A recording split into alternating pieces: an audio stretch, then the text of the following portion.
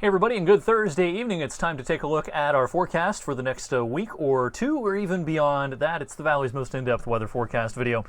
Weather for Weather Geeks. Let's geek out and talk about where we should be at this time of the year. You know, it's easy to lose track in the transition seasons, spring and fall. It's easy to lose track of where we should be. The averages fall so quickly in the fall season, the autumn season, that, again, it can be kind of easy to lose track of the average highs and the lows, even for trained meteorologists who look at numbers all the time.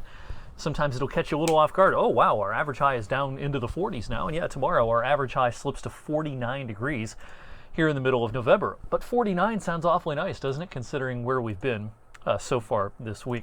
It's been a quiet day today with times of clouds and sunshine, and that trend will continue tonight into tomorrow. Some of the time it's going to be cloudy, some of the time it's going to be fairly clear. The weather across the country is pretty benign. You know, we've got a stalled front down here in the south, bringing some light rain to parts of the deep south, some flurries up in New England, a couple of rain showers in the northwest. That is about it. Not a whole lot of interest out there tonight. This first front will kind of fall apart. It's the second front that has a little more of a punch to it. It'll probably cross the area towards the end of the day tomorrow with a band of clouds around.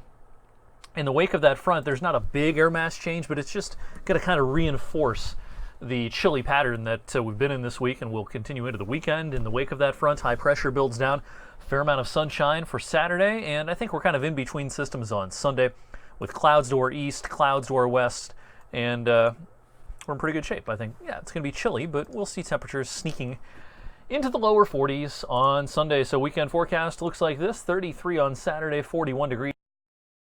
Mornings will be well down into the lower 20s, even maybe some upper teens Saturday morning and again Sunday morning.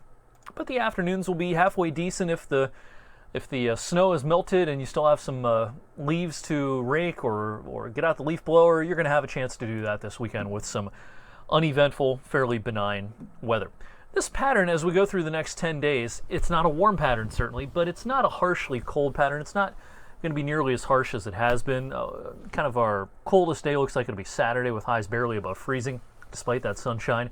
And then beyond that, yeah, we're 2, 3, 4, even 5 or 6 degrees below average a lot of the time through the next 10 days. But I don't see a return of air straight out of the northern latitudes up near the Arctic Circle anytime real soon.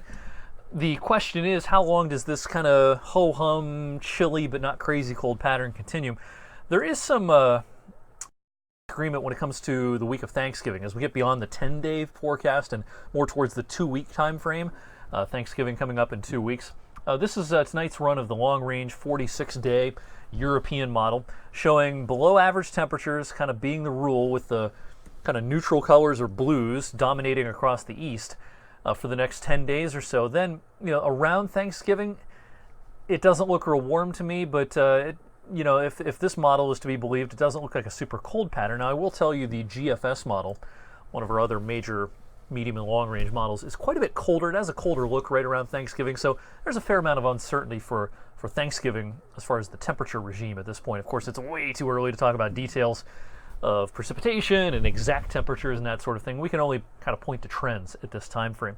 If you've been watching this video lately, I've been hinting, and this is part of the winter forecast as well, that December is likely to be warmer compared to average than November. November is certainly going into the record books as a colder than average month, and easily the coldest month of 2019 compared to average.